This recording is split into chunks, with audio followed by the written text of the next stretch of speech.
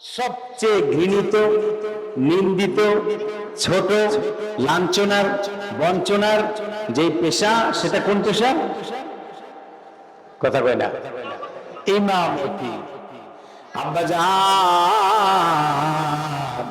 তুমি আমাকে কি বলে গেলে? আমার তো মা নেই, আমার তো কোনো বন্ধু নেই, আমার তো কোনো খেলার সাথী নেই। তুমি আমার বাবা, শুধু বাবাই নও, তুমি আমার মা, তুমি আমার খেলার সাথী। ঈদের দিনে তুমি নতুন নতুন কাপড় আমাকে পরিয়ে দিতে। বাবারে, আজ যে তুমি চলে গেলে, কে আমাকে নতুন কাপড় পরিধান করিয়ে দিবে? কে আমাকে নতুন কাপড় এনে দিবে? এইভাবে বুকের উপরে পরে পরে অবুঝ মেয়েটা বিলাপ করছে, কান্না করছে আর বলছে, ইয়া আবাতি কাইফা তারাক্তানি, ইয়া আবাতি কাইফা তারাক্তানি। মিনিমাম যেন সরকারি একটা চাকরি থাকে, এইটা একটু দেখেন। আপনি খুব তাহাজ্জুদ গুজারি, আপনি খুব আল্লাহর কাছে অশ্রুসিক্ত হন, রোনাজারি করেন, আল্লাহর কাছে কান্নাকাটি করেন, অনেক কিছু করেন, আল্লাহকে পেতে চান, কিন্তু মেয়েকে বিবাহ দেওয়ার ব্যাপারে তাকওয়াবান, মুত্তাকিন, আলেম, ফকি, মুফতি, হাফেজ এরকম জামাই কিন্তু আপনি তখন খুঁজেন না। তুমি কি বুঝলা? তুমি তোমার মায়ের পরিচয় দিতে তোমার শঙ্কা, তোমার দ্বিধা, তোমার লজ্জা, তোমার লাজুকতা। দেখো এই মায়ের অভিশাপের অবস্থাটা কি হয়েছে। মায়ের সাথে বেয়াদবি করো, কিন্তু মায়েরও খচ্চর খারাপ আছে। মা যখন সন্তানটা হয়েছে, মায়ের ভাবনা চিন্তা, একে ম্যাজিস্ট্রেট বানাবো, লয়ার বানাবো, ওসি বানাবো, ইঞ্জিনিয়ার বানাবো। হ্যাঁ, বানাতেই পারেন, কোনো আপত্তি নাই। কোরআনের শিক্ষাটা না দিয়ে বানিয়েছেন, এর মধ্যে কোরআনের ঘ্রাণ নেই, কোরআনের ফ্লেভার নেই। এখন ওই সন্তান যা খুশি তাই করে যাচ্ছে। আসসালামু আলাইকুম ওয়া রাহমাতুল্লাহি ওয়া বারাকাতুহু। আপনারা ভালো আছেন? ভালো তো থাকার কথা। স্বাধীনভাবে মুক্ত মন নিয়ে, শঙ্কা মুক্ত হয়ে, মানসিকভাবে প্রস্তুতি নিয়ে বসেছি। এখন আর এই কথা কেউ বলবে না, আলোচনার মধ্যে চিঠিও ধরিয়ে দিবে না, ঠিক না? আমরা স্বাধীনভাবে, মুক্তভাবে আল্লাহকে রাজি খুশি করার উদ্দেশ্যে আমরা আলোচনা শুনবো ইনশাআল্লাহ। আজকে যেই বিষয়ের উপরে আমরা ওয়াজ শুনবো, আমি যে বিষয়ের উপরে আলোচনা করব, আলোচ্য বিষয় হলো লজ্জা।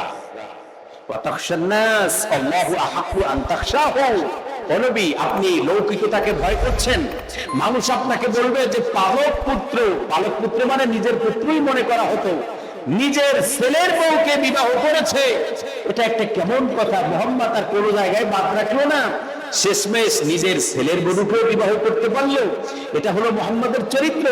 এই কথাগুলো মানুষ বলবে, এই ভয়ে, এই শঙ্কায় আপনি কি করলেন? যায়েদকে উল্টা ওয়াজ করলেন, একটু মানিয়ে নেওয়ার চেষ্টা করো। রাসূল, আপনি আমাকে ভয় করবেন না, তাখশান নাস। আপনি মানুষকে কেন ভয় করবেন? আল্লাহু আহাক্কু আন তাখশাহু, আমি আল্লাহই বেশি ভয়ের ব্যাপারে হকদার। আমি আল্লাহকে আপনি সবচেয়ে বেশি ভয় করবেন। কার কথা? ভাইরা আমার, যায়েদের সাথে জয়নাবের সাথে সম্পর্ক মিটে গেল, চুকিয়ে গেল, ডিভোর্স হয়ে গেল। যায়েদ রাদিয়াল্লাহু তাআলা আনহু ডিভোর্স দিয়ে দিলেন। আল্লাহ নবী হযরত জয়নাবকে বিবাহ করলেন, ওলিমা করবেন, সবচেয়ে বড় ওলিমা। প্রায় 300 লোকের কাছাকাছি যারা ওলিমায় অংশগ্রহণ করেছিলেন। হযরত জয়নাব বিনতে জাহাশ রাদিয়াল্লাহু তাআলা আনহুর অনুষ্ঠানে খাবার দাবার শেষ। সাহাবীরা খাবার দাবার খেয়ে বসে আছে। বসে বসে তারা বিভিন্ন গল্পে মাতোয়ারা করে খেললে, বসে বসে যে যার মতো, আমরা যেরকম করি। বিবাহ বাড়ি একটা অনুষ্ঠান গেলে খাবার দাবার শেষ, মা বোনেরা এখনো খায়নি, যারা দূর থেকে এসেছেন তারাও এখনো খেতে পারেনি। প্রায় বিকেল 4টা, 4:30, 5টা বেজে গেছে। আমরা ওখানে বসে বসে সে রান্নার প্রশংসা, সেই দেশের খবর, রাজনীতির আলোচনা, বিদেশি আলোচনা, মানে বিশ্ব পরিক্রমা নিয়ে ওখানে মোটামুটি আমরা একটা মজমা প্রতিষ্ঠিত করে ফেলি। সাহাবীরাও ওখানে বসে বসে গল্পে নিয়োজিত হয়েছিলেন। আল্লাহ দেখেন রাসূলুল্লাহ লজ্জাটা কোন পর্যায়ে ছিল, কুমারী মেয়েদের চেয়ে মার্জিনা মেয়েদের চেয়ে রাসূলুল্লাহ লজ্জা ছিল বেশি, রাসূল বেশি লাজুক ছিলেন। আল্লাহ রাসূল যে সাহাবীদেরকে বলবেন, তোমরা যে এখানে বসে আছো একটু উঠে যাও, এখনো অন্যরা খেতে পারেনি, খাওয়ার সুযোগ পায়নি, একটু উঠো না, অন্যদেরকে বসার সুযোগ করে দাও। এই কথাটা বলবেন তার রাসূল বলার মানে মুখ থেকে বলবেন, এটা বের করবেন, এটা তার কাছে কেমন জানি লাগছিল যে আমি কিভাবে এদেরকে বসা থেকে তুলে দিই যে তোমরা এখান থেকে উঠে যাও, এখানে বসতে পারবে না, অন্যরা বসবে। এই কথাটা যে বলবো তা আমার মুখ থেকে আসে না। ভাইরা আমার, কিন্তু রাসূলুল্লাহ মনে মনে খুব কষ্ট, আর আল্লাহ নবীর মনে যে কষ্ট, সেই কষ্ট আমার আল্লাহ চান না। এর জন্য আল্লাহ রাব্বুল আলামিন আয়াত নাযিল করলে সাহাবীদের শাসন করলেন, সাহাবীদেরকে জানিয়ে দিলেন, ফাইযা তা'ইমতুম ফান্তাশিরু ফিল আরদি ওয়ালা মুস্তাআনিফিনা লিহাদীস ইন্না যালিকুম কানা ইউদিন নাবী ফায়াস্তাহয়ী মিনকুম। আল্লাহ রাব্বুল আলামিন আয়াত নাযিল করে জানিয়ে দিলেন, তোমাদের খাওয়া যখন শেষ হয়ে যাবে তখন তোমরা জমিনে ছড়িয়ে ছিটিয়ে পড়ো, আপন আপন কর্ম ব্যস্ততায় ব্যস্ত হয়ে যাও, যে যার জায়গায় চলে যাও। তোমরা এইভাবে বসে বসে গল্প করে আমার নবী, আমার হাবিব মুহাম্মদকে তোমরা কষ্ট দিও না। আমি আল্লাহর লজ্জা নাই, আল্লাহু লা ইস্তাহয়ী মিনাল হক। আমি আল্লাহ হক বলার ব্যাপারে আমার কোনো লজ্জা নাই। আমি সত্যটা বলে দিলাম, হক যেটা সেটা আমি বলে দিলাম। আমার হাবিবের বড্ড কষ্ট হচ্ছে যে তোমরা এখানে বসে বসে গল্প করছো, আর অন্যরা খাবা পিবা তারা পাচ্ছে না, যাও তোমরা উঠে যাও। যে আয়াত যখন নাযিল হলো, আল্লাহ নবীর তখন দায়িত্ব হলো আল্লাহর পক্ষ থেকে যা আসবে সব সাহাবীকে জানিয়ে দেওয়া। আল্লাহ কোরআনে বলেছেন, বাল্লিগ মা উনজিলা ইলাইকা মির রাব্বিক وَإِن لَّمْ تَفْعَلْ فَمَا بَلَّغْتَ رِسَالَتَهُ। আমি যা নাযিল করা হয়েছে, আপনার প্রতি যা নাযিল করা হয়েছে আপনি তা পৌঁছে দিন, এটা আপনার দায়িত্ব, এটা আপনার কাজ। নবীর প্রতি আয়াত নাযিল হলো, সাহাবীরা তোমরা কেন বসে আছো? আমি নবীর তো বড্ড কষ্ট হয়, তোমরা উঠে যাও। তখন সাহাবীরা ওখান থেকে উঠে গেলেন। এরপরও কিন্তু আল্লাহর নবী এই আয়াত নাযিল হবার আগে নিজে তার জবান থেকে খোলামেলা ভাবে বলেন না, এই সাহাবীরা রে তোমরা এখান থেকে উঠে যাও। এটা ছিল রাসূলুল্লাহর লজ্জা, রাসূলুল্লাহর লাজুকতা। আমাদের লজ্জা কেমন? আমাদের লজ্জাটা, বিশেষ করে মা বোনদের লজ্জাটা এখন এমন, আপনি চাপান করবেন, আপনারা ওখান থেকে তুলে দিয়ে মেয়েরা চাপান করবে। আপনি দোকানে বসে আছেন, আমাদের মা বোনদের যে পর্দা, মা খালাদের যে পর্দা ছোটবেলা দেখেছি, ফজরের আগে বাড়ি থেকে রওনা দিত, নানা বাড়ি যাবে, আর নানা বাড়ি গেলে তখন মাগরিবের আযান দিত 3 বার 4 বার, 6 কিলো 7 কিলোমিটার পেরিয়ে অতিক্রম করে। আর এখন আমাদের বিবিরা, বউয়েরা, বোনেরা এরা বলে তোমার যাওয়া দরকার নাই, আমি একাই 100। লজ্জাকে যে যত জয় করেছে, তার দ্বারা স্বাধীনতা নামক যত নোংরামি আছে এগুলো তার দ্বারা ভোগ করাও তত সহজ হয়েছে। ভাইরা আমাদের লাজুক হতে হবে। সাহাবীরা তাদের মধ্যে যেমন লাজুকতা ছিল, যেমন লজ্জা ছিল সাহাবীদের, সাহাবীদের লজ্জাটা কেমন, এ ব্যাপারে আমি আরেকটি হাদিস আপনাদের শোনাবো। আল্লাহর নবীর একজন সাহাবী যার নাম ছিল সালাবা। কি নাম? সালাবা। সালাবা রাদিয়াল্লাহু তাআলা আনহুকে নবী আলাইহিস সালাতু ওয়াস সালাম দায়িত্ব দিয়ে দিলেন যে শোনো, আমরা রণাঙ্গনে চলে যাচ্ছি, আমরা যুদ্ধের ময়দানে চলে যাচ্ছি, তোমার কাছে আমানত দিয়ে গেলাম, এইখানের যত আবাল বৃদ্ধ বনিতা শিশু পুরুষ যুবক কিশোর নারী যারা রণাঙ্গনে যাবে না, যুদ্ধে যাবে না, তাদের দেখভাল করা, তাদের দারোয়ানির দায়িত্ব করা, তাদের সিকিউরিটি প্রদান করার দায়িত্ব তোমার। এটা তোমার কাছে দিয়ে গেলাম, খবরদার আমানতের কোনো খেয়ানত করবে না। বন্ধুগণ, সালাবা রাদিয়াল্লাহু তাআলা আনহু তিনি বললেন, হ্যাঁ ইয়া রাসূলুল্লাহ, এটাই হবে। আল্লাহর নবী যখন রণাঙ্গনে চলে গেলেন, শয়তান এসে সালাবাকে ওয়াসওয়াসা দিল। সালাবাকে শয়তান কুমন্ত্রণা দিয়ে বলল, ইয়া সালাবা উনজুর ইলা সাতার, তুমি ওই দিকে তাকাও, ওই যে দেখো, ওয়াকানাত ইমরাতান জামিলা, অমুক সাহাবীর পত্নী, অমুক সাহাবীর স্ত্রী খুবই রূপসী, সুন্দরী, সুচিরি, তার দিকে তাকাও, তাকিয়ে দেখো। সাহাবী তাকিয়ে নিজের উপর আর নিয়ন্ত্রণ রাখতে পারলেন না, গিয়ে অন্যের স্ত্রীর পর স্ত্রীর হাত ধরলেন। অপরাধ এতটুকু, শুধু হাত ধরলেন। কি ধরলেন? কথা বলতে হবে আপনাদের। কি ধরলেন? হাত। এর চেয়ে আর বেশি কিছু না। এই হাতটা ধরা, এই শুধু অপরাধ। যখনই সাহাবী হাতটা ধরলেন, সাথে সাথে ওই পরিস্ত্রী, অন্যের বউ, যার হাত ধরেছিলেন, ওই নারী জবাব দিলেন, ইয়া আদুওয়াল্লাহ ইত্তাকিল্লাহ, ও আল্লাহর দুশমন, আল্লাহকে ভয় করো। একটু হাত ধরার কারণে সে বলল, কার দুশমন? আল্লাহর দুশমন, আল্লাহকে ভয় করো। তুমি কেন আমার হাত ধরেছো? আল্লাহকে ভয় করো। এটা তার ইগোতে লাগলো, তার আত্মসম্মান বোধে লাগলো যে আমি একটু হাত ধরলাম, এই জন্য সে আমাকে আল্লাহর দুশমন বললো। সে খুব অনুতপ্ত হলো, লজ্জিত হলো যে এই কাজটি করা আমার ঠিক হয় নাই। ভাইরা আমার, মিশন শেষ হলো, যুদ্ধ শেষ হলো, আল্লাহর নবী তিনি চলে আসলেন। আসার পরে রাসূলুল্লাহর কাছে, কারণ সাহাবী জানতেন আমি যে অপকর্ম করেছি এটা আল্লাহর নবীকে অবশ্যই আমার আল্লাহ জানিয়ে দিবেন। ক্ষমার অযোগ্য কাজ আমি করেছি, আমি আগেই আল্লাহর নবীকে জানিয়ে দিই, ইয়া রাসূলুল্লাহ আমি অপরাধ করেছি, আমাকে সাজা দিন।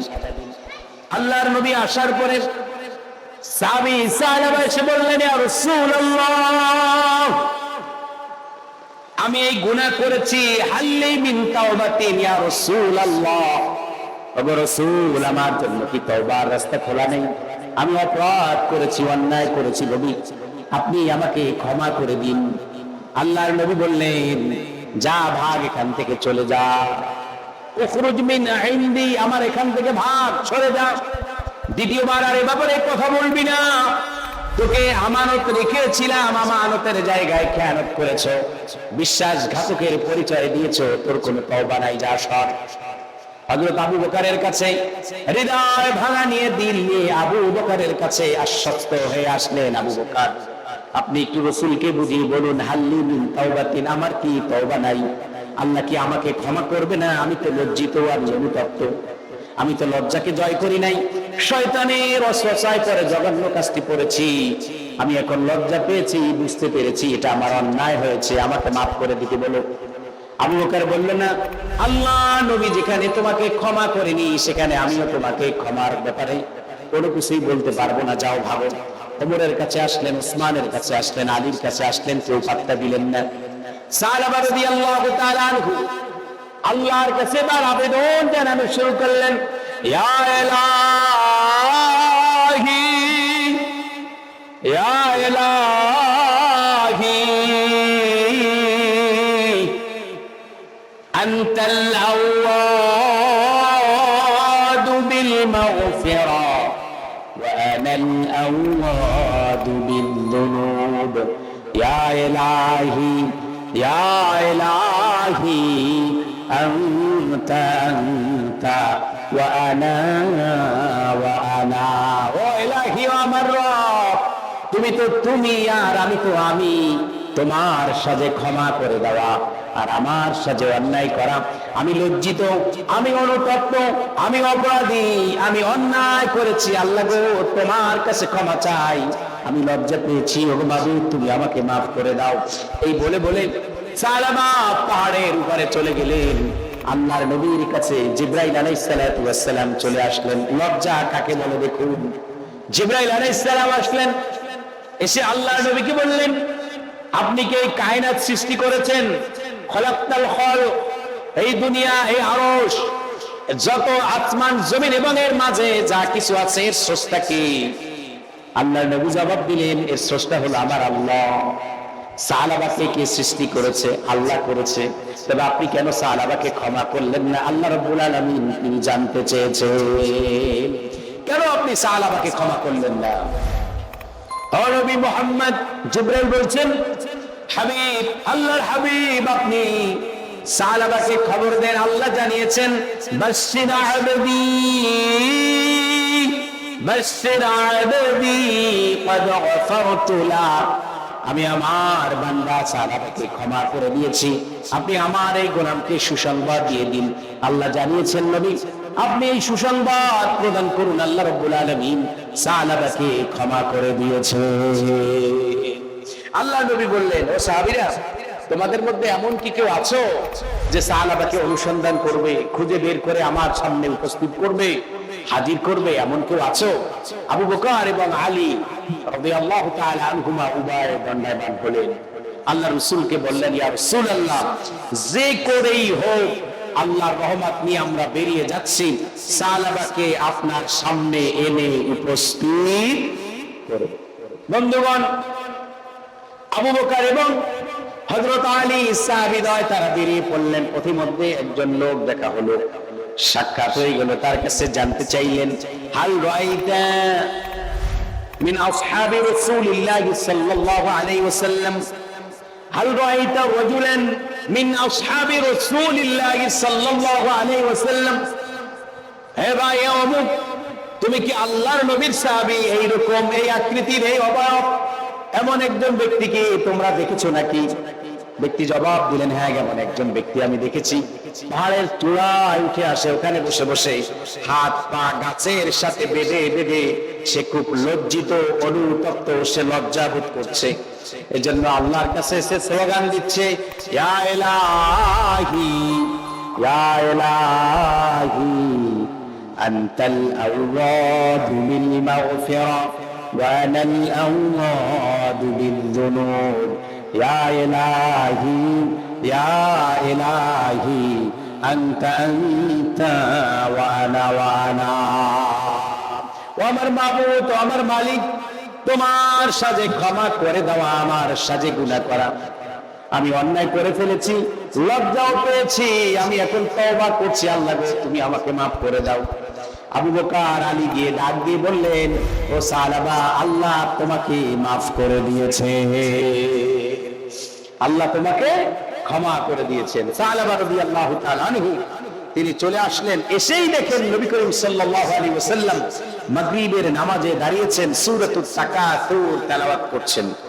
আল্লাকুমুত তাকাসুর হাত্তা যুরতুমুল মাকাবির। আল্লাকুমুত তাকাসুর, এই আয়াতে কারিমা যখন তেলাওয়াত করছিলেন নবী আলাইহিস সালাতু ওয়াস সালাম, সালাবা রাদিয়াল্লাহু তাআলা আনহু তিনি এতটা লজ্জা পেয়েছিলেন যে আল্লাহর সামনে আমি এই চেহারা নিয়ে কিভাবে দাঁড়াবো? আল্লাহ যদি ওই দিন বলে, ও আমার গোলাম রে, পরনারী পরস্ত্রীর হাত কেন ধরেছিলি, আমি তো আল্লাহরে জবাব দিতে পারবো না। লজ্জায় শেষ হয়ে যাচ্ছি, লজ্জায় পাগল হয়ে গেলেন। ভাইরা আমার, সালাবা রাদিয়াল্লাহু তাআলা আনহু তিনি নামাজে দাঁড়ালেন তাকবীর দিয়ে। যখন রাসূলুল্লাহর নূরানী জবান থেকে সূরা তাকাসুরের প্রথম আয়াত তেলাওয়াত শুনলেন, আল্লাহু আকবার বলে ধ্বনি দিলেন। দ্বিতীয় আয়াত যখন আল্লাহ নবী তেলাওয়াত করলেন, সালাবা দ্বিতীয় তাকবীর দিলেন, দিয়ে আল্লাহর জমিনে পড়ে গেলেন। নামাজ শেষ হয়ে গেল। আল্লাহর নবী বললেন, মান কাব্বারা মিনকুম, তোমাদের থেকে কে তাকবীর দিয়েছে, কে ধ্বনি দিল? আল্লাহর নবীর একজন সাহাবী বললেন, ইয়া রাসূলুল্লাহ, হযরত সালাবা তিনি তাকবীর দিয়েছেন, জমিনে পড়ে গিয়েছেন। সালমানকে আল্লাহ নবী বললেন, ইয়া সালমান আমবিজ আলাইহিল মা, ও সালমান তুমি পানি বইয়ে দাও, পানি ঢেলে দাও। সালমান পানি ঢেলে দিতে লাগলো, মাথায় পানি বইয়ে দিতে লাগলেন। আল্লাহর নবীকে বললেন, ইয়া রাসূলুল্লাহ, মরা গাছে পানি ঢেলে কোনো লাভ হবে না। আল্লাহর নবী বললেন, দাফনের ব্যবস্থা করো, কাফনের ব্যবস্থা করো, গোসলের ব্যবস্থা করো। যখন গোসল করাতে নিয়ে যাবে, সালাবা 4 বছরের অনিন্দ সুন্দরী ছোট একটি কন্যা খিফসানা রাদিয়াল্লাহু তাআলা আনহা তিনি খবর পেলেন, আমার মা তো অনেক আগেই মারা গিয়েছেন, ছিল আমার বাবাও নাই। চিৎকার দিতে দিতে রাসূলুল্লাহ দরবারে এসে বললেন, ইয়া রাসূলুল্লাহ, আমার বাবা কোথায়? আল্লাহ নবী বললেন, তোমার বাবা ওই শুয়ে আছে, যাও। খিফসানা এসে বাবার বুকের উপরে পড়ে বাবাকে বলছে ইয়া আবাতি কাইফা তারাক্তানি, ইয়া আবাতি কাইফা তারাক্তানি। আব্বাজান তুমি আমাকে কি বলে গেলে? আমার তো মা নেই, আমার তো কোনো বন্ধু নেই, আমার তো কোনো খেলার সাথী নেই। তুমি আমার বাবা, শুধু বাবাই নও, তুমি আমার মা, তুমি আমার খেলার সাথী। ঈদের দিনে তুমি নতুন নতুন কাপড় আমাকে পরিয়ে দিতে। বাবারে আজ যে তুমি চলে গেলে, কে আমাকে নতুন কাপড় পরিধান করিয়ে দিবে? কে আমাকে নতুন কাপড় এনে দিবে? এইভাবে বুকের উপরে পরে পরে অবুঝ মেয়েটা বিলাপ করছে, কান্না করছে আর বলছে ইয়া আবাতি কাইফা তারাক্তানি, ইয়া আবাতি কাইফা তারাক্তানি। আব্বাজান তুমি আমাকে কি বলে গেলে? কেন তুমি আমাকে ছেড়ে গেলে? কে এখন আমার খেলার সঙ্গী হবে, সাথী হবে? বন্ধুগণ, সালাবা দাফনের ব্যবস্থা হলো, জানাজার ব্যবস্থা হলো। আল্লাহ নবীকে জানানো হলো ইয়া রাসূলুল্লাহ জানাজার নামাজ আদায় করাতে হবে। নবী বললেন যাও, মাঠে নিয়ে যাও। মাঠে নিয়ে যাওয়া হলো। আল্লাহর নবী যখন মাঠ দিয়ে যাচ্ছিলেন, পায়ের অগ্রভাগের উপরে ভর করে পিছনেরটা উঁচু করে দিয়ে জমিনের সাথে পায়ের নিচটা বিছিয়ে না দিয়ে আল্লাহর নবী নামাজের জানাজার জন্য গেলেন। জানাজা যখন শেষ হয়ে গেল, সাহাবীরা বললেন ইয়া রাসূলুল্লাহ রহস্য বুঝলাম না, এমনটি কেন করা হলো? আল্লাহর নবী বললেন শোন, সালাবা যে এতটা লাজুক, এতটা লজ্জা পেয়েছে আমার আল্লাহকে অন্যায় করার কারণে, এজন্য আল্লাহ রাব্বুল আলামিন পর এই জানাজায় লক্ষ লক্ষ ফেরেশতা আল্লাহ পাঠিয়েছে। এইটা ছিল সাহাবীদের লজ্জা। তাদের লজ্জা, আমাদের লজ্জাটা কেমন? আমি রাজনীতি করি, আমি একজন মহিলা, স্বামী ছাড়া, ভাই ছাড়া, কেন্দ্রে নির্দেশ দিয়েছে আমাকে যেতে হবে, সমানে আমি চলে গেলাম। উন্নত দেশগুলোতে লেখাপড়া করার জন্য আজকে আমাদের এই দেশের তথাকথিত হাই সোসাইটির যারা, ওনারা ওনাদের মেয়েদেরকে অস্ট্রেলিয়া, কানাডা, ইউরোপ, ব্রিটেন এইসব দেশগুলোতে পাঠায়। কোন পুরুষ নেই, একটা মেয়েকে, শুধু মেয়েটাকে পাঠায় না, যাও লেখাপড়া করে আসো। অথচ ওই নারী, ওই মেয়েটাই যখন এই বাইতুল্লাহ যাবে হজে, তখন এসে আমাদের মতো মহিলা মৌলবীর কাছে ফতুয়া চায়, হুজুর স্বামী ছাড়া, ভাই ছাড়া, বোন ছাড়া, স্ত্রী ছাড়া হজে কি যাওয়া যাবে? তোমার নারী, তোমার মতো নারী হজে গেলেই কি, না গেলেই কি? তুমি বছরের পর বছর পরবাস, ভিন্ন দেশ, ফরেন কান্ট্রিতে যুগ যুগ অতিক্রম করেছো, তোমার তখন স্বামীর প্রয়োজন হয় নাই, বাবা তোমার লাগেনি, ভাই তোমার প্রয়োজন হয়নি, মক্কায় এখন হজ করতে যাবা আর এখন তুমি মাহরুম খুঁজছো। তার মানে লাগবে না যে তা নয়, অবশ্যই লাগবে।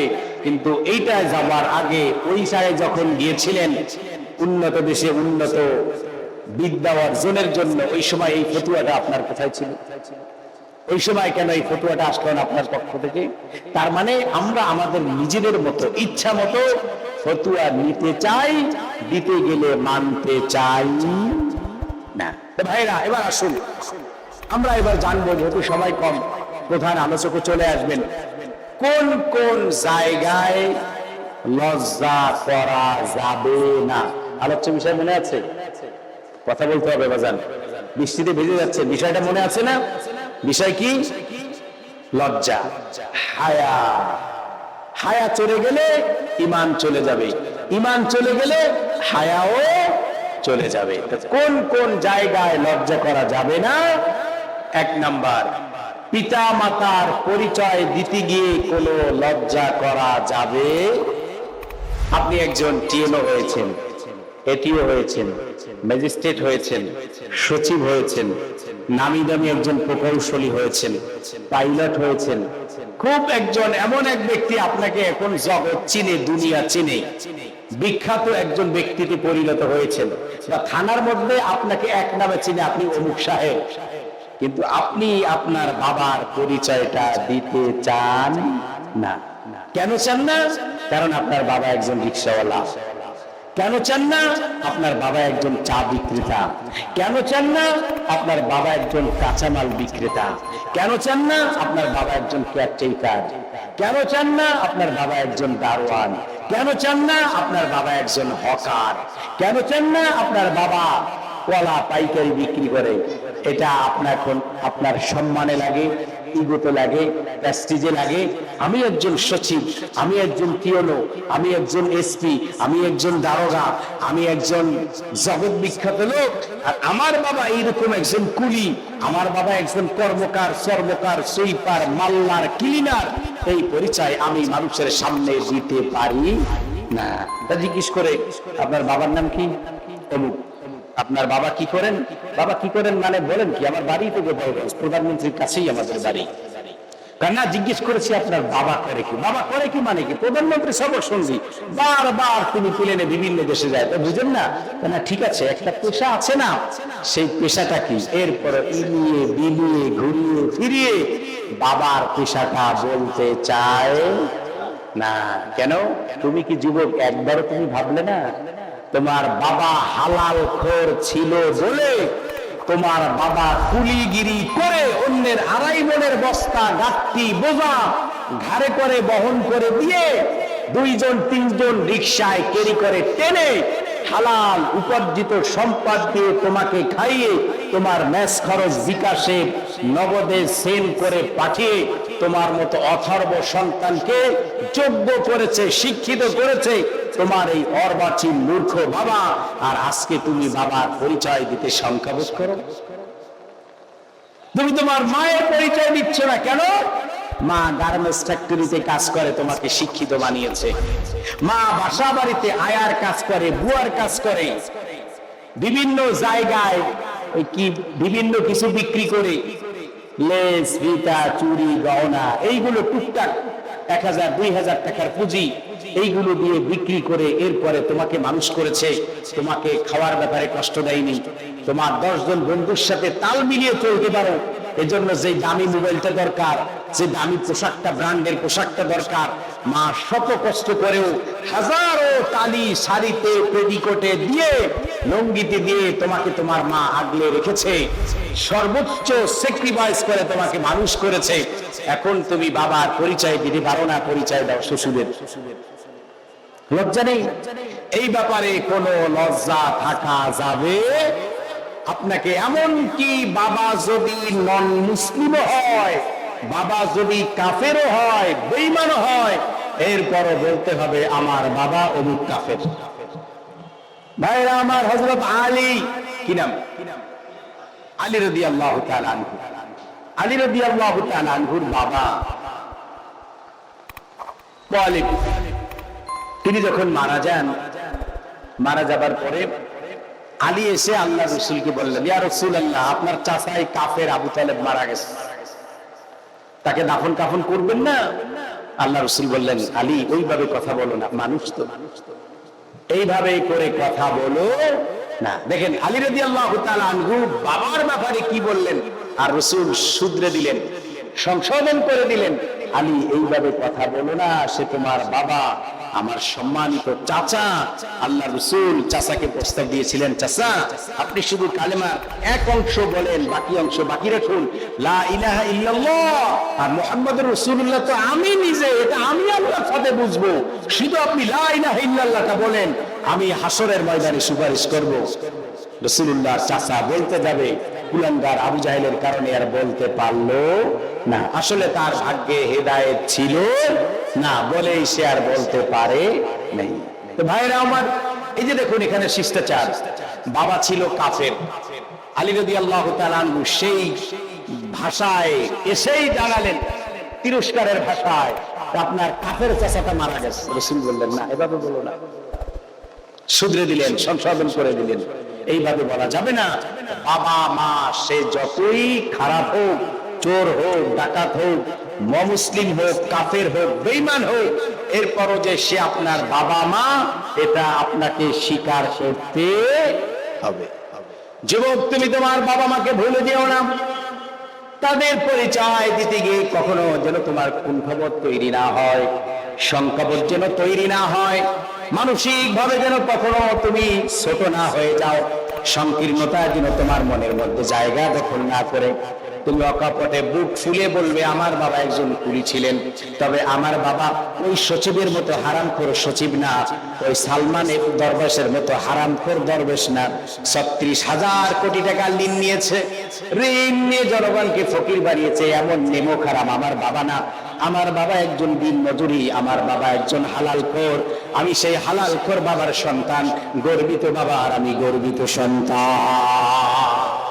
তোমাকে প্রাউড ফিল করতে হবে, উল্লাস করতে হবে, উচ্ছ্বাস করতে হবে, রোমান্স তৈরি করবে, তুমি আনন্দিত শিহরিত হবে যে আমার বাবা একজন হালালখোর আর সেই হালালখোরের সন্তান আমি। আর পেশাটা যত নিম্নমানেরই হোক আমাদের বিবেচনায়, কিন্তু সেটা হালাল। আল্লাহর নবীর চেয়ে মহামানব পৃথিবীতে ছিল, কথা বলতে হবে, এটা ইমানের সাথে সংশ্লিষ্ট ছিল, আছে, আসবে, সম্ভাবনা।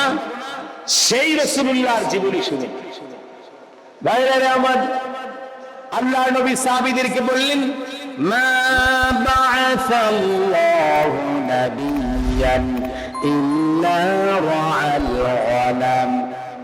আমার সাহাবীরা শোনো, পৃথিবীতে এমন কোন নবী নাই যেই নবী কি রাখালের কাজ করেনি, মেষ পালন করে নাই। সব নবীদেরকে দিয়ে আল্লাহ রাব্বুল আলামিন ছাগল রাখার দায়িত্ব দিয়েছিলেন। সাহাবী একজন উঠে বললেন, ওয়ান্তা ইয়া রাসূলুল্লাহ, আল্লাহর নবী আপনিও কি এই মেষ পালনের কাজটি করেছেন?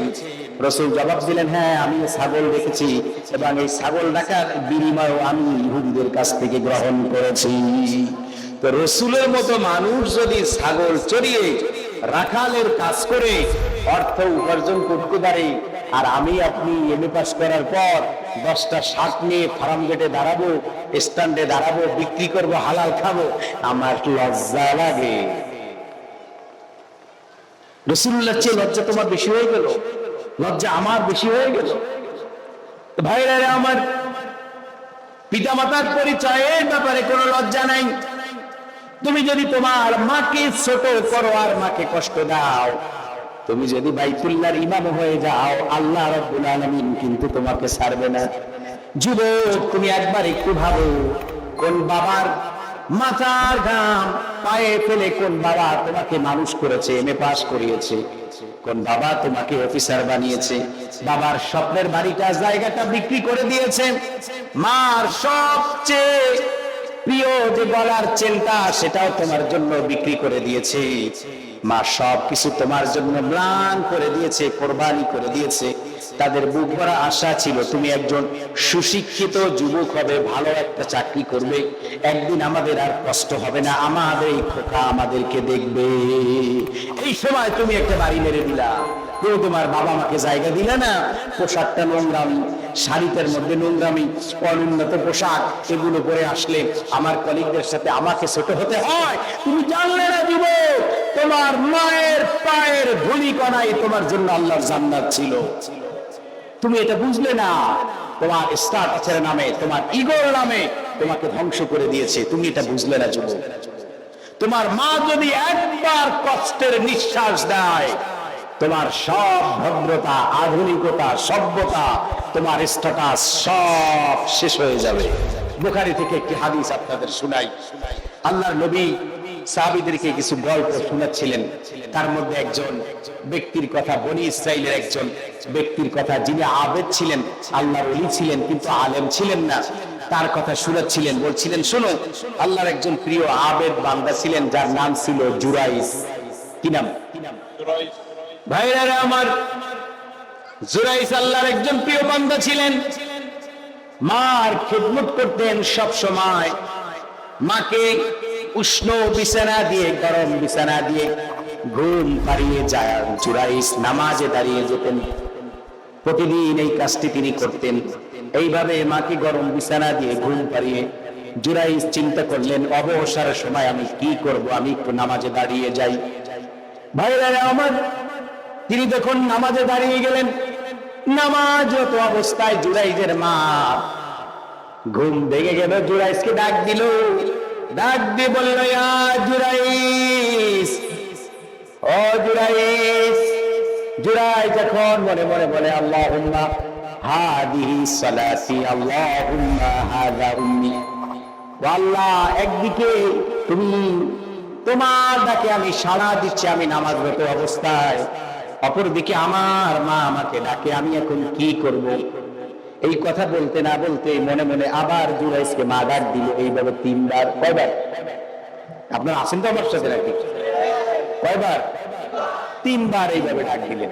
ডাক দেওয়ার পরেই যখন জুরাইজের মা দেখলো যে জুরাইজ রাহমাতুল্লাহ আলাইহি কোন ডাকের সাড়া দিচ্ছে না, কোন রেসপন্স মা পাচ্ছে না, তখন মা আল্লাহর কাছে লানত করলেন, অভিশাপ দিলেন, আল্লাহ, বেশ্যা নারী, চরিত্রহীনা নারীর মুখ না দেখাইয়া ওকে তুমি মৃত্যু দিও না। অভিশাপটা কার?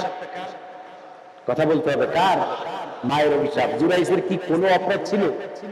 কোন অন্যায় ছিল এখানে? নামাজরত অবস্থায় ছিলেন। ভাইরা রে আমার, দোয়া তো আল্লাহর কাছে মাকবুল হয়ে গেল। জুরাইজ রাহমাতুল্লাহ আলাইহি তিনি চিন্তার মধ্যে পড়ে গেলেন, মা যে লানত করেছেন, অভিশাপ দিয়েছেন, এটা শতবার কার্যকর হবে। মা কিছুদিন পরে দুনিয়া থেকে বিদায় নিলেন। বিদায় নেবার পরে কিছুদিন পরে জুরাইজ যখন পাহাড়ের পাদদেশ দিয়ে যাচ্ছিলেন, আকস্মিক ভাবে হঠাৎ করে চরিত্রহীনা একজন নারী, বেশ্যালয়ের একজন বেশ্যা দৌড়ে সেই জুরাইজকে আলিঙ্গন করলো, জড়িয়ে ধরে বলল, জুরাইজ, এই যে সন্তান, এই যে বাস্টার্ড, এই সন্তানের পিতৃ পরিচয় দিয়ে যাও।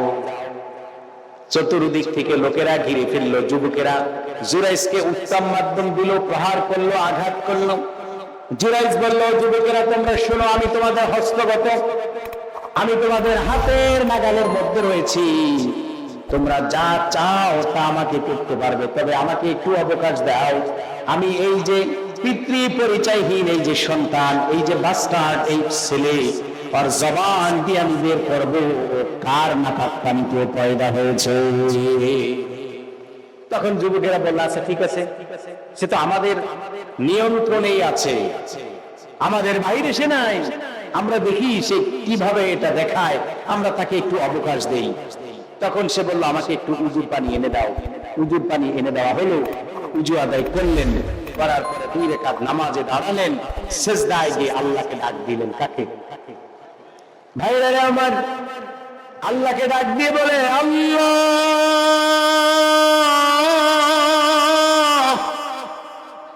আজ আমি ব্যক্তি জুরাইজের সাথে শুধু এই বিষয়টি সম্পৃক্ত নয়।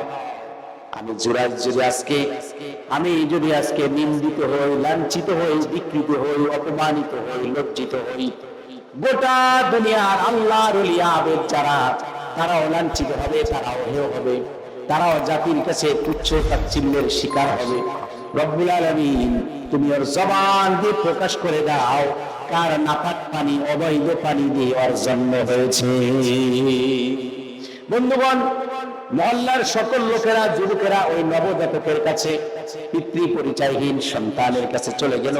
তখন ওই সন্তান জবাব দিল, অমুক রাজার অমুক রাখাল, অমুক মাসের অমুক দিন, অমুক সময়, এই জায়গা দিয়ে যাওয়ার সময় আমার মায়ের সাথে জেনা করেছিল, আর ওই জেনা করার কারণেই আমি আমার মায়ের গর্ভে চলে আসি, আজকে দুনিয়ার আলো দেখেছি। এই যে আল্লাহর ওলি জুরাইজ, ইনি নিষ্পাপ, ইনি পবিত্র, ইনি আমার মায়ের সাথে কোনো অপকর্মতে লিপ্ত হয় নাই। যুবক, তুমি কি বুঝলা? তুমি তোমার মায়ের পরিচয় দিতে তোমার শঙ্কা, তোমার দ্বিধা, তোমার লজ্জা, তোমার লাজুকতা। দেখো এই মায়ের অভিশাপের অবস্থাটা কি হয়েছে। মায়ের সাথে বেয়াদবি করো, কিন্তু মায়েরও খচ্চর খারাপ আছে। মা যখন সন্তানটা হয়েছে, মায়ের ভাবনা, চিন্তা, একে ম্যাজিস্ট্রেট বানাবো, লয়ার বানাবো, ওসি বানাবো, ইঞ্জিনিয়ার বানাবো। হ্যাঁ, বানাতেই পারেন, কোনো আপত্তি নাই। কোরআনের শিক্ষাটা না দিয়ে বানিয়েছেন, এর মধ্যে কোরআনের ঘ্রাণ নেই, কোরআনের ফ্লেভার নেই। এখন ওই সন্তান যা খুশি তাই করে যাচ্ছে। আগে যদি আপনি আপনার এই সন্তানকে কোরআনের আলোয় আলোকিত করতেন, কোরআনের শিক্ষা যদি তাকে দিতেন, কোরআনের রস, কোরআনের নির্যাস, কোরআনের মধু, কোরআনের শরবত যদি তাকে পান করাতেন, আজকে ওই সন্তান যত শিক্ষিত হতো, আপনার কাছে তত ছোট হতো, তত বিনয়ী হতো। কিন্তু আজকে তা হলো না। কেন হলো না? কারণ আপনি আপনার ওই সন্তানকে নিয়ে গগন চুম্বী, আকাশ চুম্বী প্রত্যাশা ছিল আপনার, আকাঙ্ক্ষা ছিল আপনার, আশা ছিল আপনার সন্তানকে দিয়ে এই বানাবো, ডেইলি এই ইনকাম করবে, মাসের পর মাসে গাড়ি চেঞ্জ করবে। এখন এমন অবস্থা হয়েছে কপালে এক বেলার ভাতও জুটে না। তাহলে আমরা এক নম্বরে শিখলাম কি, যেই ব্যাপারে লজ্জা করা যাবে না, পিতা মাতার পরিচয় দেওয়ার ব্যাপারে কোনো লজ্জা করা যাবে, বলুন, পিতা মাতার পরিচয়ের ব্যাপারে কোনো লজ্জা করা যাবে না। 2 নম্বর, ভুল হয়ে গেলে ক্ষমা চাওয়া, বলুন, ক্ষমা চাওয়া, এই ব্যাপারে কোনো লজ্জা থাকবে না, কোনো লজ্জা নাই। আপনি ভুল করেছেন, সরি বলুন। আপনি আপনার ভাইকে ঠকিয়েছেন, আল্লাহর কাছে তওবা করুন, আল্লাহ মাফ করে দিবে। কেমন কথা বলেন না? এখানে তওবা কোথায়? ভাইয়ের কাছে, বোনের কাছে, প্রতিবেশীর কাছে। আপনি কাকে আঘাত করেছেন, আপনি কাকে কষ্ট দিয়েছেন, তার কাছে গিয়ে আপনি ক্ষমা চান, তাকে গিয়ে আপনি সরি বলুন, তার কাছ থেকে আপনি মাফ চেয়ে নিন। যদি সে আপনাকে মাফ করে দেয়, আপনার জীবন ধন্য, আপনি বুদ্ধিমান। আর যদি সে আপনাকে ক্ষমা না করে, আপনি নির্বোধ, আপনি অর্বাচীন, আপনি মূর্খ, আপনি গবেট, আপনি অপদার্থ, আপনি বোকা, আপনি লজ্জাহীন, নির্লজ্জ, বেহায়া। কারণ আপনি ওই হাসরের ময়দানে আল্লাহর কাছে ধরা খেয়ে যাবেন। কেন? আপনি তার হক নষ্ট করেছিলেন। ভাইরা আমার, অন্যায় করে ফেলেছি, এখন মাপ চাবো, আল্লাহর কাছে মাপ চান। আল্লাহর সাথে যে হক, নামাজ আপনি পড়তে পারেননি, হজ আপনি করতে পারেননি, যাকাত আপনি দেননি, নফল রোজা ছাড়া আরো যা কিছু আছে, এই ইবাদত গুলো বিশেষ করে ফরজিয়াত, সুন্নতে মুআক্কাদা, ওয়াজিবগুলো আপনি আদায় করেন নাই। আল্লাহ রাব্বুল আলামিনের কাছে তওবা করুন, আল্লাহ রাব্বুল আলামিন আপনাকে মাফ করে দিবে। কে মাফ করবে? তো কথা বলেন, মাফ করবে কে? আল্লাহ। এই জন্য মাফ চাইতে কোনো লজ্জা নাই। আপনি ভাইয়ের সাথে অপরাধ করেছেন, ভাইয়ের কাছে গিয়ে মাফ চান, ভাই মাফ করে দিয়েছি, অনেক অন্যায় করে ফেলেছি। আপনি মাফ চাইলেন ঠিক, কিন্তু জমিটা ভাইরে বুঝিয়ে দিলেন না, এই মাফ চাওয়া কোনো মাফ? আপনি জমিটা যদি তাকে বুঝিয়ে দেন, মাফ চাওয়াও দরকার নাই, ওটা অটো মাফ, এমনিতে মাফ হয়ে যাবে, আল্লাহ তো মাফ করে দিবেন। তো ভাইরা আমার, অপরাধ হয়ে গেলে ক্ষমা চাওয়া, আল্লাহর কাছে মাফ চাওয়া, যদি এটা বান্দার সাথে হয়, বান্দার কাছ থেকে ক্ষমা চেয়ে নেওয়া, এ ব্যাপারে কোনো লজ্জা থাকবে না, লজ্জাকে জয় করতে হবে। আল্লাহর নবী আমাদেরকে শিখিয়েছেন, তোমাদের কাছে যদি কেউ ক্ষমা চায়, তোমরা তাদেরকে ক্ষমা করে দিবা। আল্লাহর নবী একদিন একটি গল্প শোনাচ্ছিলেন সাহাবীদেরকে, মানে বাস্তবতার আলোকে সাহাবীদেরকে নিয়েই। সাহাবীরা, শোনো, আমি তোমাদেরকে এখন একজন ব্যক্তির নাম বলবো, যে ব্যক্তি জান্নাতি। যে ব্যক্তি কি? জান্নাতি। তোমরা কি একজন জান্নাতি লোক দেখতে চাও? বলে হ্যাঁ, জান্নাতি লোক দেখতে চাই। একটু পরেই মসজিদে যিনি প্রবেশ করবেন, তাকেই তোমরা জান্নাতি লোক হিসাবে ধরে নিও। এই কথা যখন বললেন আল্লাহর নবী, সাহাবীরা অতি আবেগ, উৎসাহ, উদ্দীপনা, আকাঙ্ক্ষা, প্রত্যাশা নিয়ে তারা বসে থাকলেন, অপেক্ষমান যে কোন সেই মহান ব্যক্তি যার ব্যাপারে রাসূল সার্টিফাই করছেন, রাসূল সার্টিফিকেট দিয়েছেন যে জান্নাতে যাবে। কি এমন ব্যক্তি, আমরা তাকে একটু দেখব। কিছুক্ষণ পরে সাহাবীরা দেখলেন যেই ব্যক্তি আগমন করেছে, ওই ব্যক্তিও যা, আর অন্যান্য উপস্থিত সাহাবী যারা, তারাও তা। সমানে সমান আমলে, আখলাকে, আদবে, লাজুকতায়, সার্বিক বিবেচনায় সবাই সমান। কিন্তু আল্লাহ রাসূল কেন স্পেশাল ভাবে এই সাহাবীর ব্যাপারে বললেন যে ও জান্নাতি? ভাইরা আমার, একজন সাহাবী তিনি কৌশল অবলম্বন করলেন। তিনি বললেন, ভাই, আমাকে বাড়ি থেকে তাড়া করেছে, ধাওয়া দিয়েছে, আমি ধাওয়াতে এসেছি। তুমি যদি আমাকে একটু জায়গা দিতে, আমাকে যদি একটু সুযোগ দিতে তোমার বাড়িতে থাকার জন্য, আমি তোমার বাড়িতে অবস্থান করতাম, আমি একটু তোমার বাড়ি রাত যাপন করতাম। ভাইরা আমার, যখন এই কথা বলল, সাহাবী বললেন, ঠিক আছে, আমার বাড়ি তুমি থাকবে, কোনো আপত্তি নাই। তখন ওই সাহাবী ওই বাড়িতে রাত যাপন করলেন। সারাটা দিন তার গতিবিধি, তার চলাফেরা, তার বিহেভিয়ার, তার আচার আচরণ, তার অ্যাক্টিভিটিস, সব ইবাদত, বন্দেগী, নামাজ, সব কিছু তিনি অনুসরণ করতে লাগলেন, কিন্তু দেখলেন না কোনো বিচিত্র নেই, কোনো আলাদা স্বতন্ত্র কোনো কিছুই নেই। আমরা যা করি সাহাবীও সেটাই করে, কিন্তু কারণ বুঝলাম না কেন আমার নবী বললেন এই সাহাবী জান্নাতি। কারণটা কি, রহস্যটা কি? আল্লাহ নবী কেন একে জান্নাতি আলাদাভাবে স্বতন্ত্রভাবে অনন্য একজন সাহাবী হিসাবে আল্লাহর কাছে পরিচিতি লাভ করেছেন? কেন আল্লাহ নবী এই কথা বললেন? ভাইরা আমার, সাহাবী এবার বললেন, বন্ধুরে, আসলে বাড়ি থেকে ধাওয়া খাইনি, তালা খাইনি, এটা তোমার সাথে মজার ছলে বলেছিলাম, তোমার সাথে রাত যাপন করার জন্য, তোমার গতিবিধি, তোমার আমল আখলাক একটু দেখার জন্য, কিন্তু তেমন কোনো ভিন্নতা দেখলাম না। তুমি যেটা করো আমরাও করি, তুমি তাহাজ্জুদ করো আমরাও করি, তুমি দান সাদকা করো আমরাও করি, তুমি মানুষকে ভালোবাসো আমরাও বাসি, কিন্তু ভিন্নতা কি একটু দয়া করে যদি বলতে।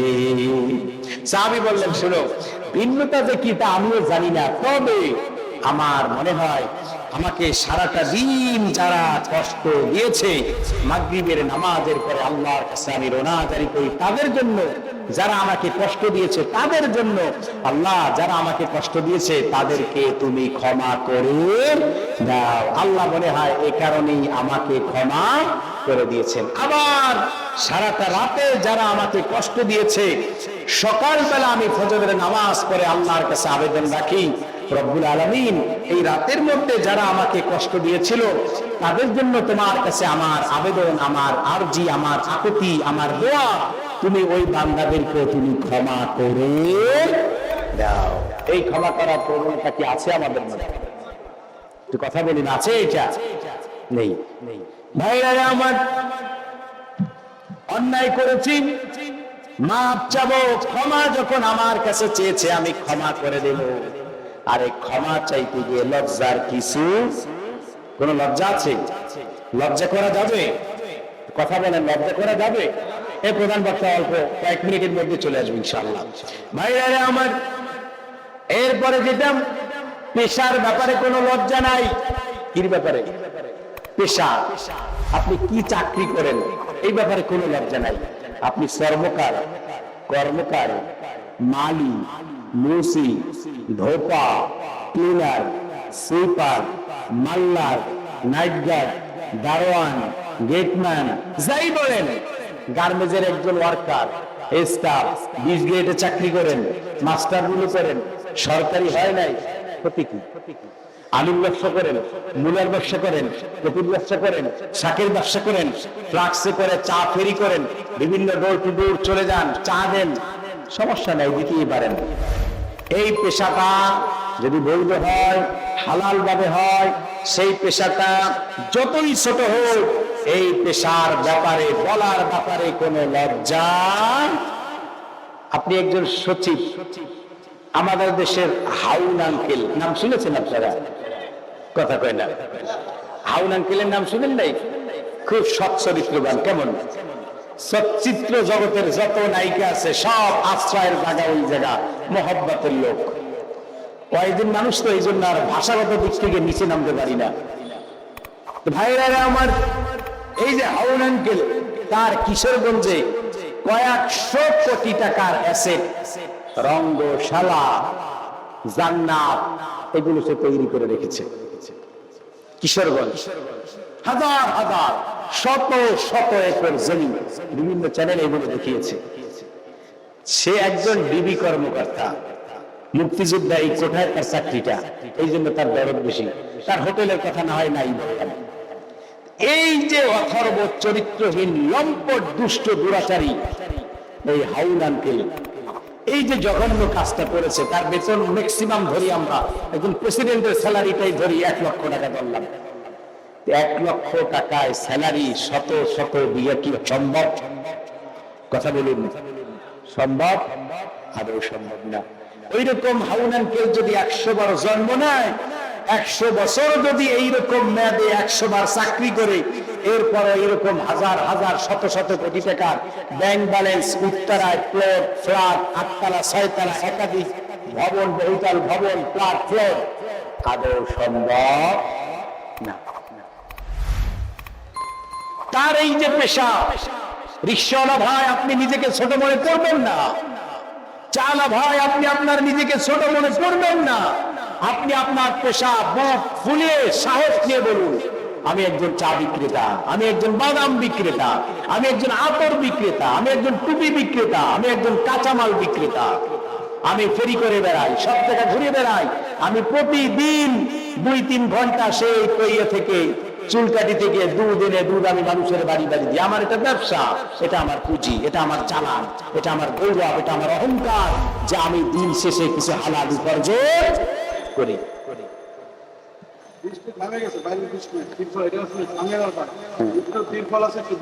এখন এইভাবে কেমনে উঠবে? এইভাবে দিয়ে না, হুজুর যেই উঠবে ওই চান্স দিয়ে দিয়ে, তখন আর কেউ জানবে না।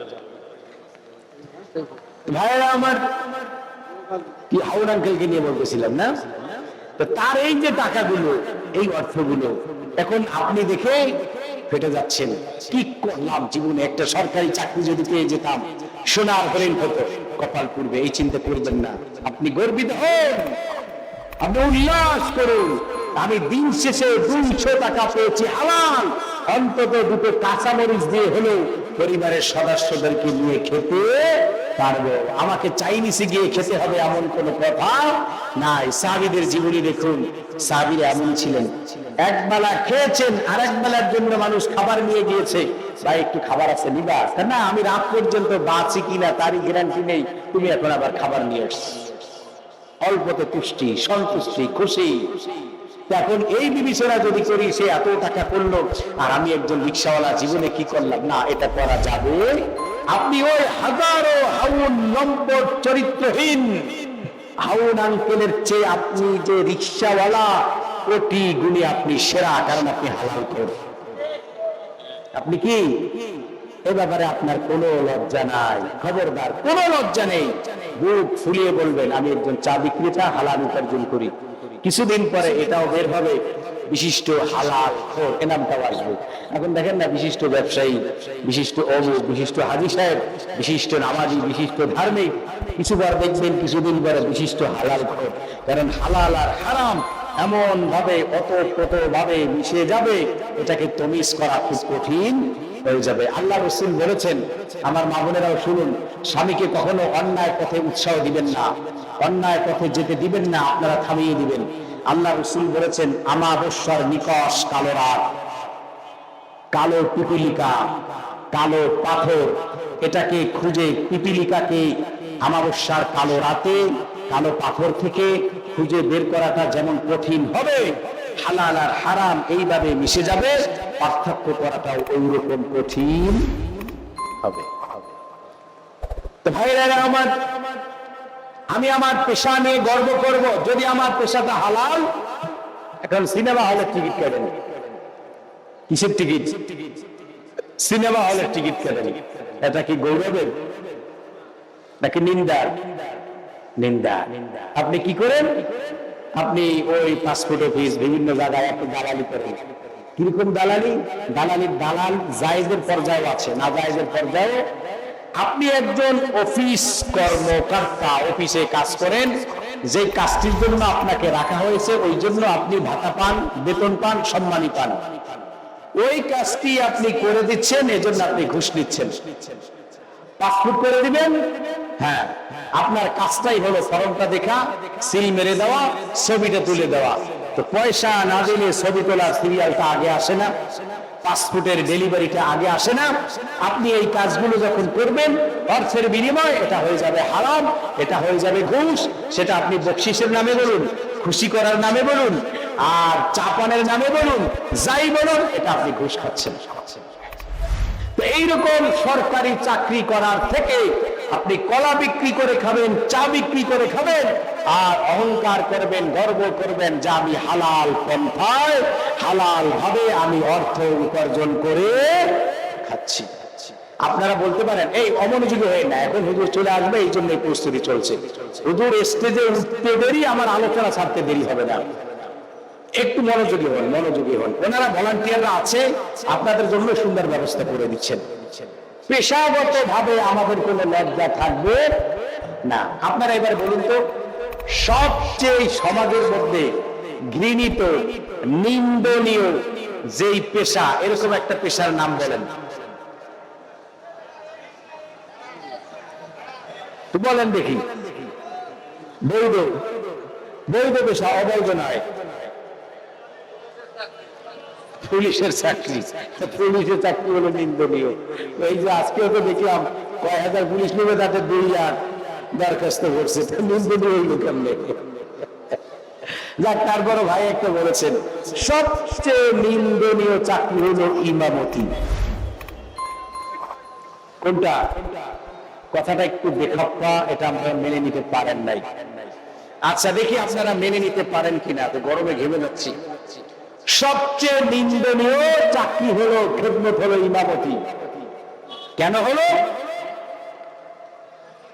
আপনারা নিরপেক্ষ ভাবে আল্লাহকে সাক্ষী রেখে বলবেন, আপনাদের যাদের মেয়ে আছে মসজিদে 5,000, 6,000 টাকায়, 7,000, 8,000 টাকায়, একজন ইমাম চাকরি করে, হাফেজ, মাওলানা, মুফতি, MA পাস, কিন্তু তার স্যালারি কত? 6,000, 7,000, 8,000। এইরকম একজন ইমামের প্রস্তাব এসেছে আপনার সুন্দরী রূপসী মেয়েটার সাথে।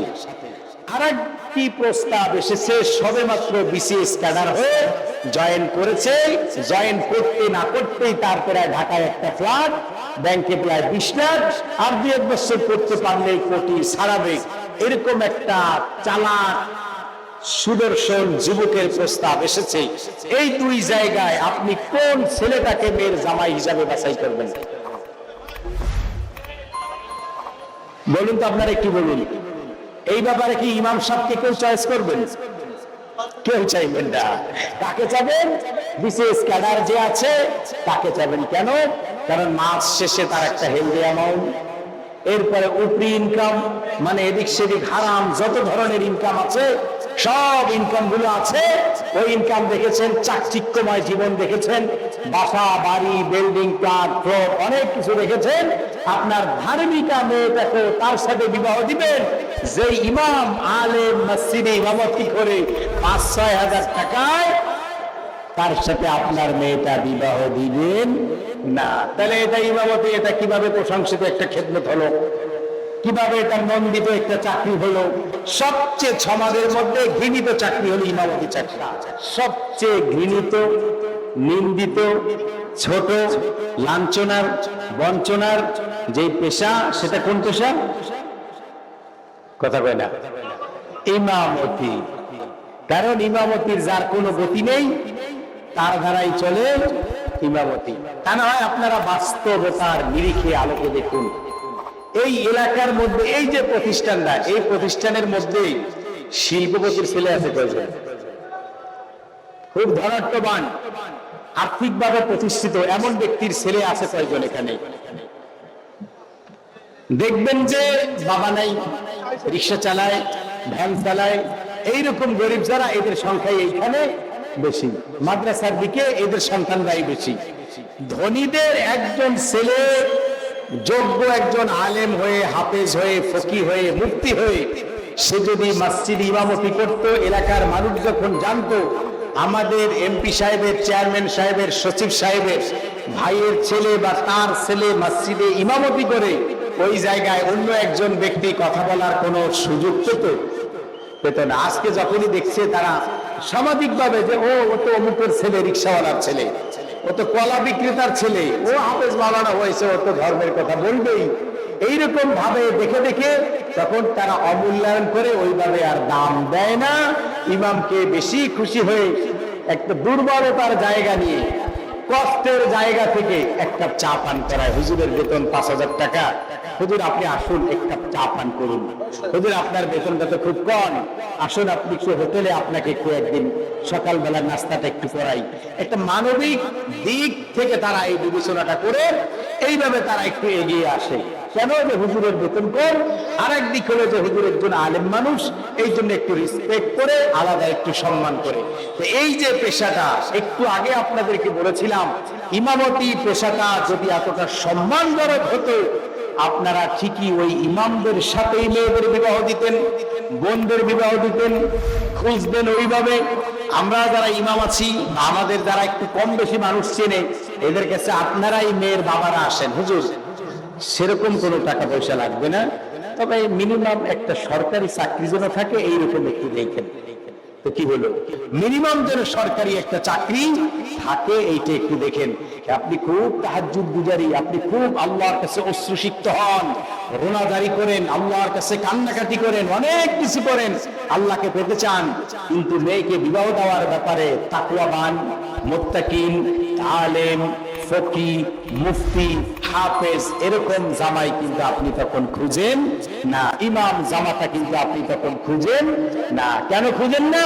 জানেন যে এর যে পেশা, এর যে অনারিয়াম, এর যে সম্মান, এটা সম্মানজনক নয়। এটা দিয়ে আমার মেয়ের এক সপ্তাহের যে মেকআপ খরচ সেটাও আমার মেয়ের হবে না। তাই ইমামতি এই পেশাটা এটা সম্মানজনক হলো কি করে? সম্মানিত সুধী, আলোচনা শেষ করে দিব, এগুলো চলে এসেছেন। তা আমরা বলেছিলাম লজ্জা, যেই সকল ব্যাপারে লজ্জা নেই, পিতামাতার পরিচয় দিতে গিয়ে কোনো লজ্জা করা যাবে না। অপরাধ করার পরে সেই অপরাধের জন্য ক্ষমা চাইতে হবে, মাপ চাইতে হবে, এ ব্যাপারেও কোনো লজ্জা করা যাবে না। 3 নম্বরে, আমি যে পেশায় আছি না কেন, যদি সেই পেশাটা বৈধ হয়, হালাল হয়, সেই পেশাটার ব্যাপারেও কোনো লজ্জা করা যাবে না। আমি সেটা সাহস নিয়ে, বুকের পাঠা নিয়ে আমি বলে দেব, প্রাউড ফিল করব, গর্বিত হব যে আমার এই হালাল পেশা, আমি এই কাজটি করি, এই ব্যাপারেও কোনো লজ্জা থাকবে না। 5 নম্বরে হলো যেটা, পুরানো বন্ধু তাকে ভুলে যাওয়া যাবে না। আমার শিশুকালের, আমার কিশোরকালের, আমার যৌবনকালের যে বন্ধুগুলো ছিল কলেজ লাইফের, স্কুল লাইফের, তারা এখন আমার মতো করে প্রতিষ্ঠিত হতে পারেনি। আমি একজন বিসিএস ক্যাডার হয়েছি, আমি একজন পিএইচডি হোল্ডারশিপ, একজন ডক্টরের ডিগ্রিধারী হয়েছি, আমার সুনাম সুখ্যাতি গোটা দুনিয়াব্যাপী ছড়িয়ে পড়েছে। আমি একজন এফআরসিএস ডাক্তার হয়েছি, আমাকে এখন কে না চিনি, অপারেশনে আমার খুব হাত ভালো, আমি এইরকম মানের একজন ডাক্তার। কিন্তু আমার সেই ফাইডে পড়ুয়া বন্ধুটি এসেছে অশিক্ষিত, লুঙ্গি পরে, তাও 100 টাকা দামের, আমার চেম্বারে এসে ঢুকে গিয়েছে। আমি একজন এলএলবি পাস করেছি, আমি একজন আইনজীবী হয়েছি, আমার চেম্বারে চলে এসেছে আমার সেই ছোটবেলার প্রতিবেশী, আমার একজন বন্ধু। আমি তাকে চিনিও না, চেনার মতো ক্যামেরা থেকে দেখে দারোয়ানকে বলে দিয়েছি, ওকে গেট থেকে বের করে দাও, ভিতরে ঢুকতে দিবে না। এরকমও করা যাবে না। পুরানো যেই বন্ধু, সেই বন্ধুর সাথেও ভালো আচরণ করতে হবে, এটা আপনাকে বলে দিতে হবে যে আমার বন্ধু। এই ব্যাপারে কোনো লজ্জা, বলুন, এই ব্যাপারে কোনো লজ্জা নেই। এরপরে যে বিষয়, সেটা হলো পাত্রী দেখা, পাত্র দেখা, এই ব্যাপারে কোনো লজ্জা নেই। আমাদের দেশের সংস্কৃতিটা, আমাদের দেশের যে ট্র্যাডিশন, যে প্রথা, সেটা কেমন দেখুন।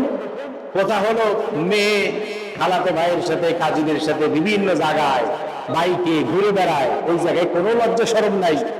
যখন বর দেখতে আসে, মা, খালা, ভাবি, বড় বোন, এরা শিখিয়ে দেয়, তুমি এমন ভাবে চোখ বুঝবে যেন সুপার গুলো লাগিয়ে দেওয়া হয়েছে। চৌকার তুমি খুলবা না, চোখ খোদায় খুলে আর দেখবে না, যেন তোমাকে দেখে মনে করে মেয়েটা ভারী লাজুক, খুবই লজ্জাশীলা নারী, মেয়ে দারুণ তো মেয়েটা, এইটা শিখিয়ে দেওয়া হয়। তো শরীয়ত বিরোধী কাজ, গর্হিত কাজ। মেয়ে ছেলেটাকে ভালোভাবে দেখবে, তারও তো একটা রুচি আছে যে আমার লাইফ পার্টনারের হাত ধরে আমি রাস্তায় হাঁটবো, সে একজন সুদর্শন পুরুষ হবে, আমার মনের মতো একজন পুরুষ হবে, আমি যেন তাকে নিয়ে প্রাউড ফিল করতে পারি, তাকে নিয়ে গর্ব করতে পারি, এরকম একজন আমার জীবন সঙ্গী হবে, স্বামী হবে।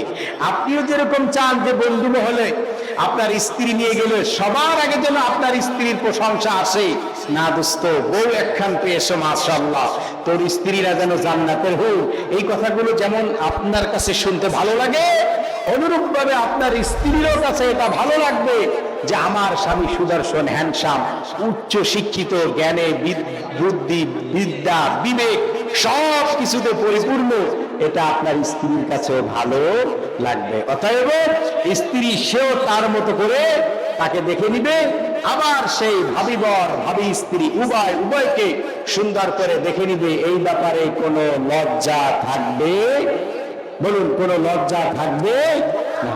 নাম্বার 7, আমরা কি করি? আমরা অতীত ভুলে যাই, পুরানো দিনের পোশাক আশাক আমরা ভুলে যাই, পুরানো দিনের যে অভাব অনটন এগুলো ভুলে যাই। ভুলে গিয়ে আমরা মানুষকে কখনো অতীতের ওই দুর্বলতার কথা, ওই কষ্টের কথা, সেগুলো আমরা মানুষকে শেয়ার করি না। আমরা সেগুলো মানুষকে বলি না যে আমার একটা দিন এরকম ছিল, আমার এরকম একটা সময় ছিল, 3 বেলা খেতে পারতাম না, এই অভাব অনাটনের মধ্যে ছিলাম, কিন্তু আল্লাহ এখন আমার প্রতি এতটা অনুগ্রহ করেছেন, এতটা কৃপা করেছেন যে আল্লাহ রাব্বুল আলামিন আমাকে এখন কোটি কোটি টাকার মালিক বানিয়েছেন। এনা নাম শুনেছেন? এনা গ্রুপ, আপনারা একটু কথা বলেন। এনা গ্রুপ নাম শুনেছেন না? এনা গ্রুপের যে এনামুল হক, ওনার একটা আর্টিকেল আমি পত্রিকায় পড়েছিলাম। ওনার প্রায় 28,000 গার্মেন্টস শ্রমিক আছে। কয় হাজার? 28,000, 28। এই শ্রমিকদেরকে প্রতিদিন দুপুরবেলা সাভারের গার্মেন্টসে, গাজীপুরের গার্মেন্টসে উনি লাঞ্চ দেন, খাবার দেন। আর উনি বিগত প্রায় 32টি বছর উনি একটি দানা মুখে দেননি, ভাত খাননি।